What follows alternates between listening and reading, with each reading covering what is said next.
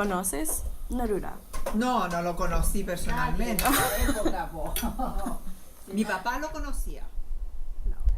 What you're listening to is an intimate conversation between my host mom and our nana, Ellie. A quick note about nanas. The tradition of hiring domestic help stretches back generations in Chile. The women who work for families become part of the family. They're paid fairly, and their wages and working conditions are monitored by the Chilean government. Having Ellie in my life was such a blessing, and not just because she made my bed every day. She taught me how to cook, laughed with me, and taught me about her own daily experience, which vastly differed not only from my own, but also of that of my host parents, who belonged to a higher economic class and would identify not only as Chilean, but German too. But anyways, both Irene, my host mom, and Ellie, our nana, both made it clear from the very beginning of my trip that they did not like Pablo Neruda. So when I asked them, you can hear the "of course we don't" tone in their voices. Here they ask me, do you still like him a bunch? And I say no, not really. And my host mom, excited, says, ah, perfect. We succeeded, Ellie. ¿Sí? ¿Ya no te gusta tanto? Sí, no me gusta tanto. Perfecto. Lo logramos, Eli. Sí. Es que a mí yo encuentro, por ejemplo, que nombrar I was truly baffled, and I found that this sort of apathy or outright disdain for the poet was everywhere. Every time I asked a Chilean, a waiter, a hostel worker, a bookshop owner, what they thought about Neruda, the average response was a shrug and an eye roll. I said originally that the goal of this trip, the goal of my fellowship, was to discover the legacy of Neruda's work, how relevant it is in Chile today, decades after his death, and after the dictatorship. This final episode is the culmination of that search for the truth. Hello and welcome to Bacan, an English language podcast about my Spanish language adventure in Chile.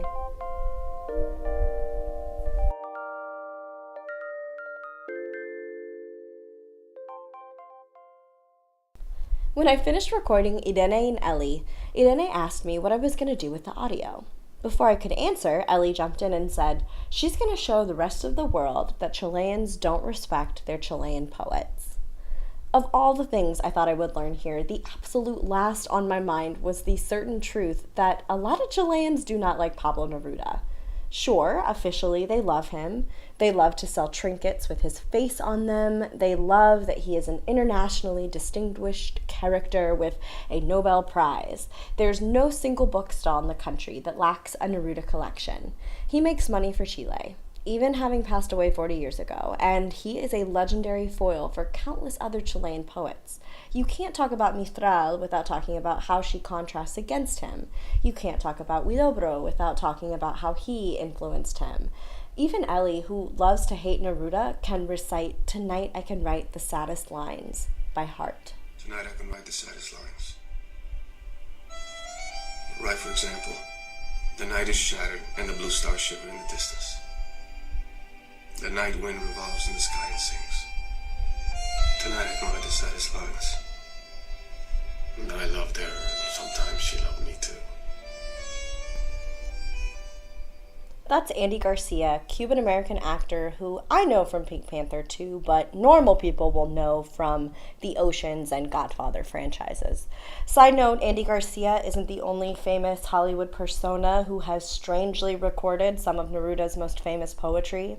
You've got Glenn Close doing "I Like For You to Be Still." I like for you to be still. And Madonna reciting "If You Forget Me." I want you to know one thing.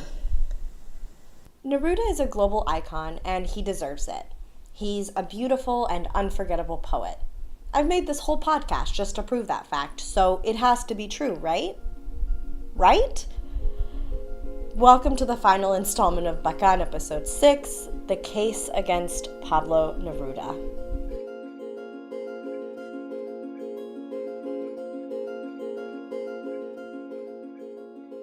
As a boy, all I wanted was to be accepted and liked by the other boys. But that acceptance meant I had to acquire this almost disgusted view of the feminine. And since we were told that feminine is the opposite of masculine, I either had to reject embodying any of these qualities or face rejection myself. This is the script that we've been given. Right? Girls are weak and boys are strong. This This is what's being subconsciously communicated to hundreds of millions of young boys and girls all over. Exhibit 1, Machismo. This is the voice of Justin Baldoni, actor and director, explaining toxic masculinity. If you've never heard of him, I would really encourage you to go ahead and Google image search the man. Go on, I'll wait. You're welcome.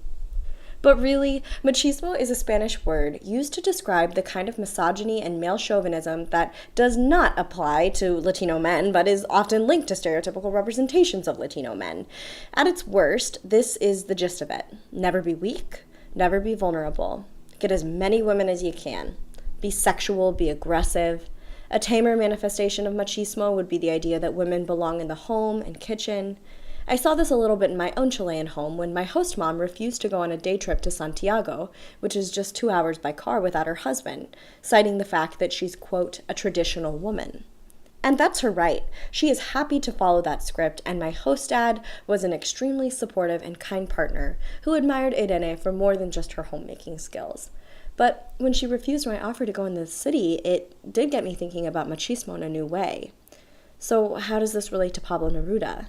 On the one hand, poetry is such a vulnerable medium, so saying that Pablo is some chauvinistic pig seems like an inconsistent claim. Like so many things in this world, it's not so black and white like that. Because Pablo did have 3 wives, at least 11 lovers, at least 1 unclaimed child. His 3rd wife, Matilde, was his greatest muse, as we know, and she was truly the gatekeeper of his legacy until her death. I wanted to challenge myself to know her, to honor her on her own, but every time I tried to write something that privileged her existence, I ran up against a wall of misinformation, a void. It was like applying the Bechdel test to history, you know, the measure that's shown that about only half of all movies ever made include at least 2 women who talk to each other about something other than a man. So not only was there really nothing about his wives on the internet, but all the books they wrote or news articles in which they appeared had to do only with him. Matilde's book is literally titled My Life with Pablo Neruda. Is this an example of her not having anything to say about her life before him, or is it more about capitalizing on this famous partnership in which she was engaged? One of the ways that Neruda's legacy endures today is through the Pablo Neruda Foundation and its careful upkeep of Pablo's 3 homes, which now stand as museums in Valparaiso, Santiago, and Isla Negra. The home in Isla Negra in particular offers a fascinating peek into Pablo's particular tastes and preferences. Here, read by my friend Katrina, Sonnet 19, about Isla Negra. While the huge sea foam of Isla Negra, the blue salt, the sun and the waves splash over you, I watch the bee at its work, avid in the honey of its universe. It comes and it leaves, balancing its straight, plain flight as if it slid on invisible wires. Its elegant dance, its thirsty waist, the assassinations of its mean little needle. Through an orange and gasoline rainbow it hunts, like an airplane in the grasses. It flies with a hint of a spike. It disappears. While you come naked out of the sea and return to the world full of salt and sun, reverberating statue soared in the sand.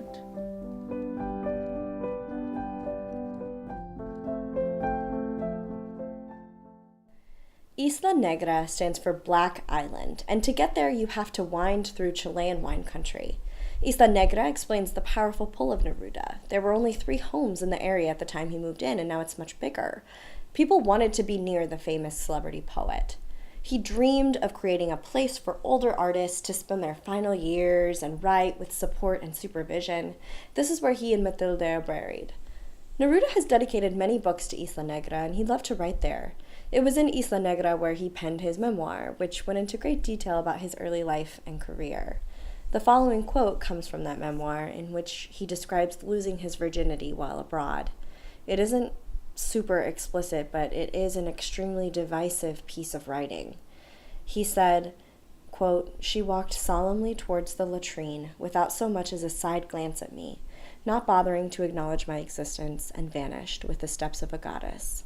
She was so lovely that, regardless of her humble job, I couldn't get her off my mind. Like a shy jungle animal, she belonged to another kind of existence, a different world. I called to her, but it was no use. After that, I sometimes put a gift in her path, a piece of silk or some fruit.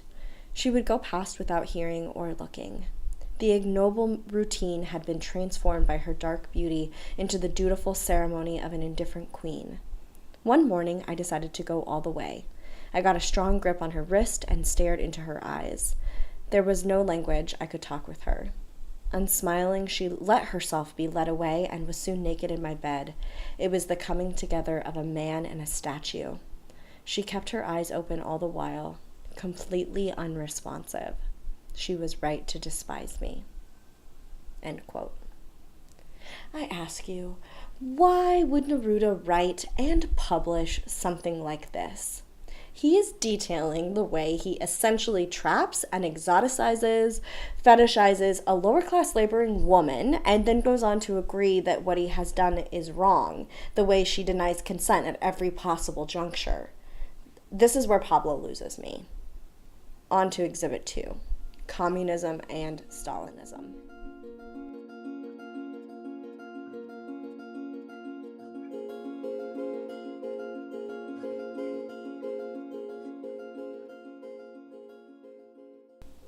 And this is where Pablo loses my conservative host family. Communism in Chile has a vastly different role in place than it does in the United States, and a lot of this comes out of Cold War proxy conflict history that I won't get into right now. One simple image that might help contextualize the issue is the fact that at a club fair / university function I attended, there was a Communist Party booth alongside the centrist party stand. It's much more integrated into life here than it is in the States. What's not accepted anymore in any form is Stalinism. But when the two were contemporaries, you can bet that Neruda adored the Soviet Union leader. He won the Stalin Peace Prize, what a name for a prize, in 1953, and penned this poem in Stalin's honor after his death the same year. To be men, that is the Stalinist law. We must learn from Stalin, his sincere intensity, his concrete clarity. Stalin is the noon. Stalinists, let us bear this title with pride. The fire has not disappeared. There is only the growth of light, bread, fire, and hope in Stalin's invincible time. You won't find this in any English translations of his works. Neruda's politics are far too left for even the leftists and far too extreme for centrists, not to mention supporters of the right. To this point, I just finished a book by Mark Eisner called The Poet's Calling, which is a new biography about Neruda, and something that he wrote that really kind of helped me to understand why the USSR is such a venerated topic, concept, why the leaders were so important. It's really because of the literary heritage of the country, and it's also about the revolution, which at this point had passed fairly recently. So I don't know if that helps kind of contextualize what's going on. I experienced this in a small way during my trip to Santiago when I visited the Museo de la Memoria. The museum is dedicated to telling the story of the dictatorship, shining a light on atrocities under Pinochet. Now, considering the fact that Pinochet deposed Salvador Allende, one of Neruda's greatest friends and supporters, you might think that the gift shop, were it to hold anything related to Chilean culture or poetry, might sell something of Neruda. You'd be wrong. It only sells works and magnets from Chilean poets Para and Pablo de Roca, two of Neruda's professional enemies. This is how unfeeling the Chilean masses have become over the legacy of Neruda. Maybe it's because he died just a few days after the coup, or maybe it's because Neruda is far too complicated, far too polarizing, far too left to really belong. The privately funded Pablo Neruda Foundation can devote all it wants to his legacy, but the Chilean state and its institutions will not unnecessarily include him in their official story. Now we can take a break from the politics and listen to Sonnet 51 from my friend Amal, a poetic devotion to nature.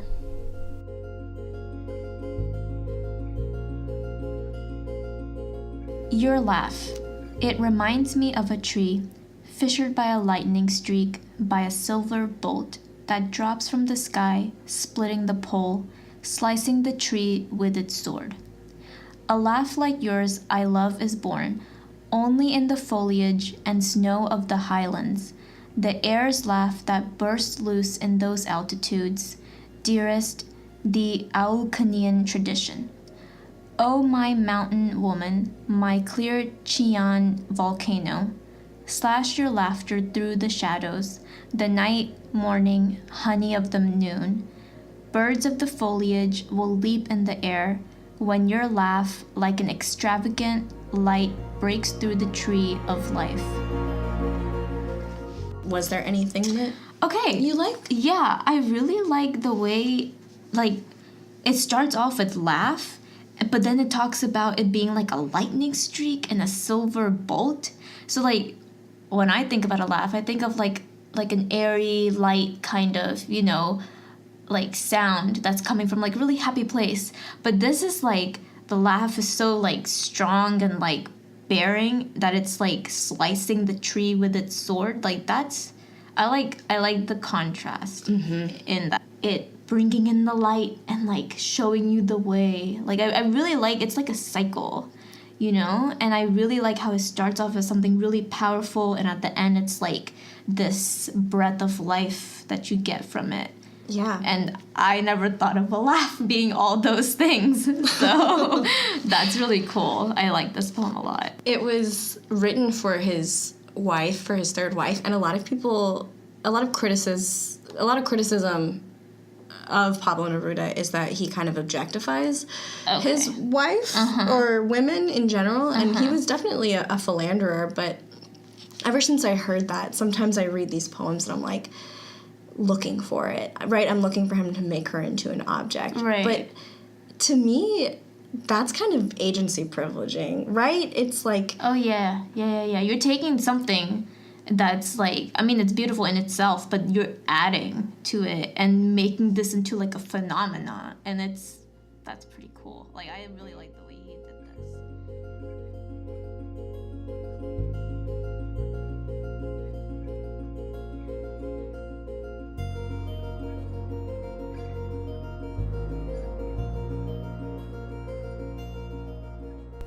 Exhibit 3, the inaccessibility of language. The words we speak have great power, and language itself is a means of connection and inclusion. Like most people, when I seek out media, I look for stuff that I understand and identify with. The first part of my search, the one that's most automatic, would be looking for something in English. Right? So what a privilege it is to have grown up speaking English and have access to mostly everything. The most popular music and the seediest underground stuff too, and many, many books. Not just the classics, but the academic journals, the fashion magazines, all that jazz. If you don't speak English or German or Spanish or Mandarin, the reality is that your selection is more limited, even if just in terms of sheer volume. Okay, second step. What speaks to me personally? For example, I will not necessarily consume electronic dance music. It just won't happen. Doesn't mean it shouldn't exist, but for me, it's almost like it doesn't. I'm not a mother, so I won't listen to Sesame Street casually, and any songs in any genre I like that happen to be about parenthood don't have much appeal yet, so I'll skip them. My best friend might want to listen to something about having fun in the summer because it's summer, but maybe I'm sad, so I'll put on Winter in My Heart, even though it's 100 degrees outside. I was thinking about this concept specifically in relation to Ellie, who I mentioned at the beginning, right? So Ellie hates Pablo Neruda, but she loves Gabriela Mistral. At first, I wrote this off as a gender or a thematic thing. Mistral is a woman like Ellie, known as the mother of Chile. Ellie has daughters. Easy connection to make. I just figured she wasn't interested in Neruda's politics or his love poetry, especially because Ellie laughed out loud when I asked if she was a romantic. But then she said this. She said, Neruda only talks about objects. Mistral talks about people. Her poetry lives and breathes. Not totally true, that bit about him only talking about objects, but yeah, actually, that's most of his work. And if he's not writing about objects, then he's writing about big things like love and history, monolithic, sweeping themes that are just kinda inaccessible. Neruda studied and spoke French, and like many upper-class Chileans, wielded this as a superpower. So while many Mapuche individuals, especially of the later generations and in the South, only spoke their indigenous language, people of great wealth and power used their language abilities to get into the best schools, to travel the world. And Neruda was extremely proud of his travels. When I visited his home in Isla Negra, I found it to be the most un-Chilean home in Chile, chock full of items bought in faraway places. This harkens back to what I discussed previously about Argentine Francis Malman and his self-identification as French. It may seem perfectly harmless until you realize that while Malman brags about his access to this wider, blonder culture, there are millions of Argentinian and Chilean Mapuche who are trying to hide their identity so as not to get passed over. If you're too dark in South America, you're denied to certain spaces, such as German high schools, and you're underrepresented in popular culture. Flipping through magazines and peering at billboards, the male and female models are 99% white, blonde, and slim. Some are even blue-eyed. Speaking Spanish is a given in the modern world, but tack on some good English, French, or German speaking skills, and you can go anywhere. Case in point, I met a man named Alexi during a trip to the Atacama Desert a few weeks ago. He was our tour guide, kind, smart, flipped easily between English and Spanish. I was lucky to get to chat with him a little bit after the sun had set and we were bumbling across the dunes back to the bus like puffy-suited astronauts.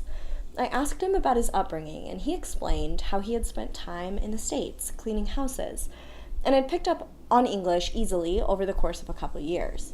He told me people often abused him on the premise of being Mexican, not bothering to ask or try to tell the difference between one Latino or another, but he said he could defend himself with his English.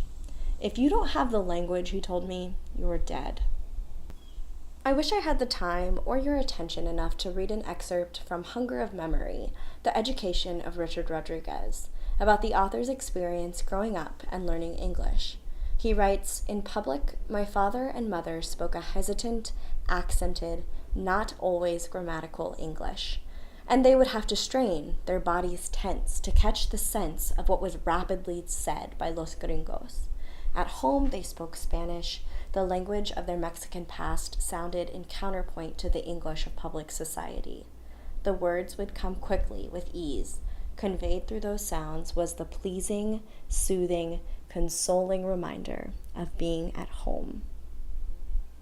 Here is the final sonnet, number 11, read by my friend Aileen. Afterwards, she discusses her own experience with language and how it relates to identity, emotion, and self-worth.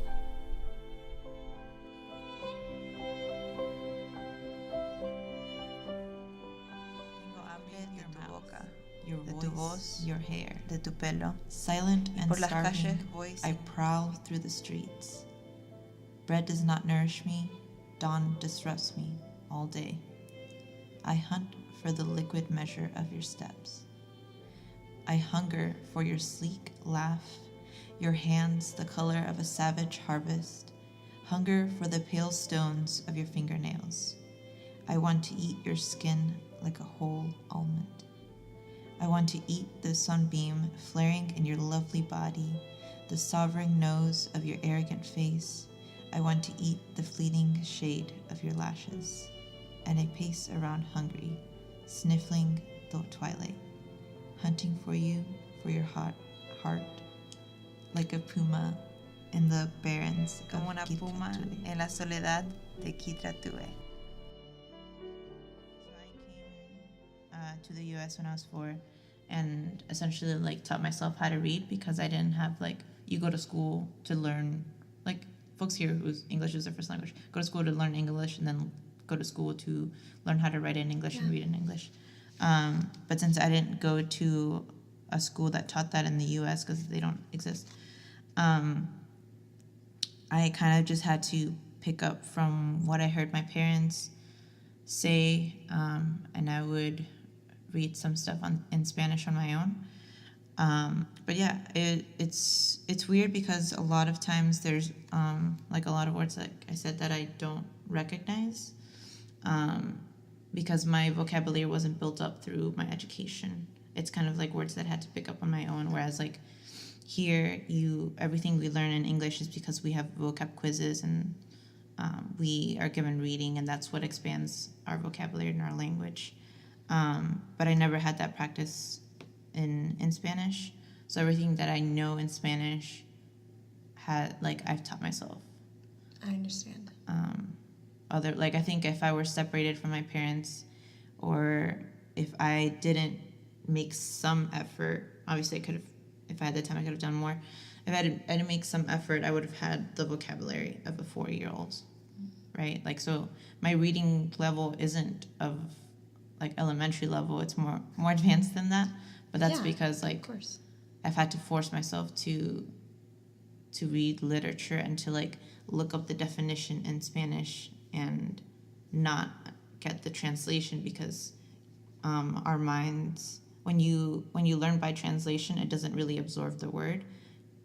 You just learn it in another language instead of like completely understanding that word in that specific language. Gotcha. That's it for bacan, or bacon, or baka baka baka. I'm so thankful for you, whoever you are, for listening.